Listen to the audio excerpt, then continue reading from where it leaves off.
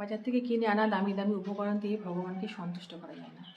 ভগবানকে সন্তুষ্ট করতে গেলে আমাদের ভিতরকার উপকরণের প্রয়োজন। ভক্তি আমাদের উদার করে, আর তাতেই ভগবান উদার করে। শুদ্ধ জ্ঞান আমাদের পিপাসা মেটায়, তাতেই ভগবান তৃপ্তি পান। আসলে ভগবান নিজের জন্য যা চেয়ে নেন সেই সমস্ত কিছু আমাদেরকে ফিরিয়ে দেন।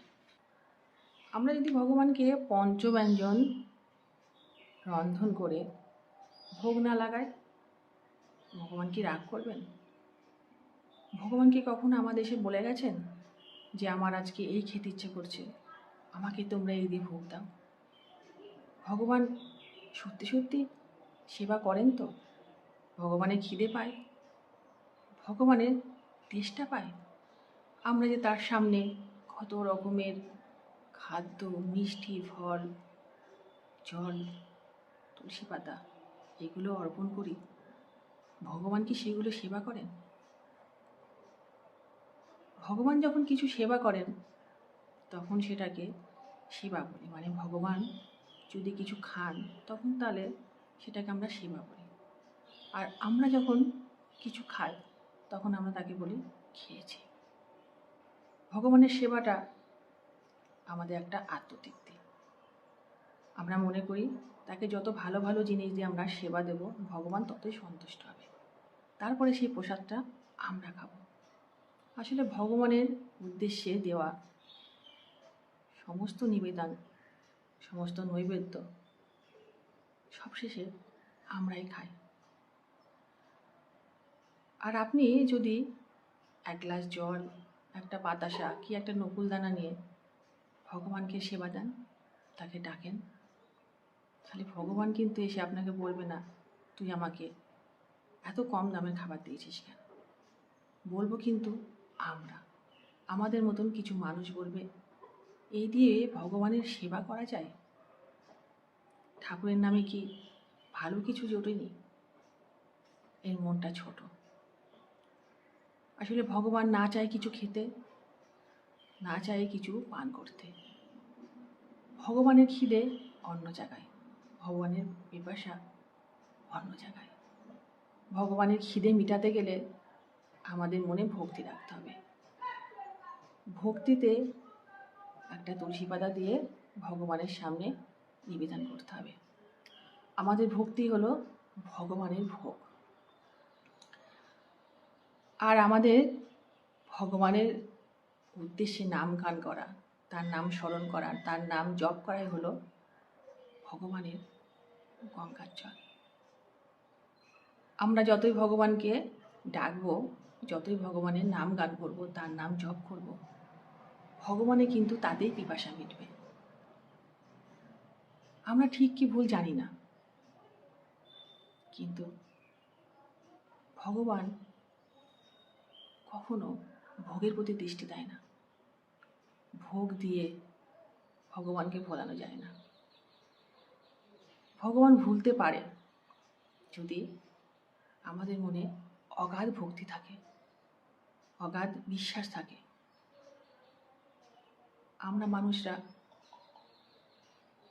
ভগবানের সেবা করার পরে নিজেদের যখন মনে করি আমরা সব কিছু জেনে গেছি, সব কিছু বুঝে গেছি, ভগবান আমার সঙ্গে আছে, ভগবান আমার হাতের মুঠোর মধ্যে আছে, ঠিক তখনই আমরা অনেকেই নিজেদেরকে ভগবান ভগবান মনে করি। ঠিক তখনই আমাদের দৃষ্টিতে আমাদের আশপাশের মানুষগুলো কেমন যেন ছোট হয়ে যায়। মানে আমরা ছোট নজরে দেখি। ভগবান কিন্তু আমাদের এটা শেখাতে চান না। ভগবান চাই আমাকে ডাকো, আমাকে সেবা করো। তুমি যদি আমাকে ভক্তি করো, শ্রদ্ধা করো, সেবা করো, মেনে চলো, তাহলে তুমি মানুষকে ভগবানের আসনে বসাবে। তুমি নাও, তুমি ভগবানকে নিষ্ঠা ভরে সেবা করছো বলে তুমি কিন্তু ভগবানের কাছে চলে যাওনি। যতক্ষণ না তুমি তোমার দম্ভ, তোমার অহংকার তুমি ঝেড়ে ফেলতে না পারছো, ততক্ষণ ভগবানের পাশে তুমি নিজেকে দেখবে শুধু।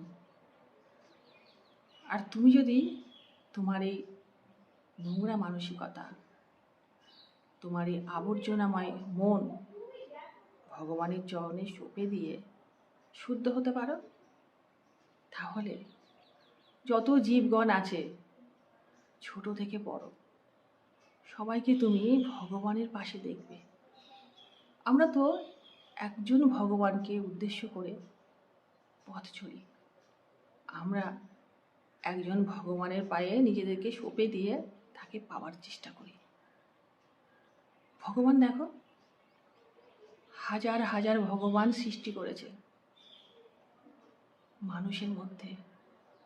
একটা মানুষকে তুমি সেবা করো, যত্ন করো, ভক্তি করো, শুদ্ধ মনে তাকে আহ্বান করো যে তোমার যদি কোনো দুঃখ কষ্ট যন্ত্রণা থাকে আমায় বলো, আমি যদি পারি তা দূর করব।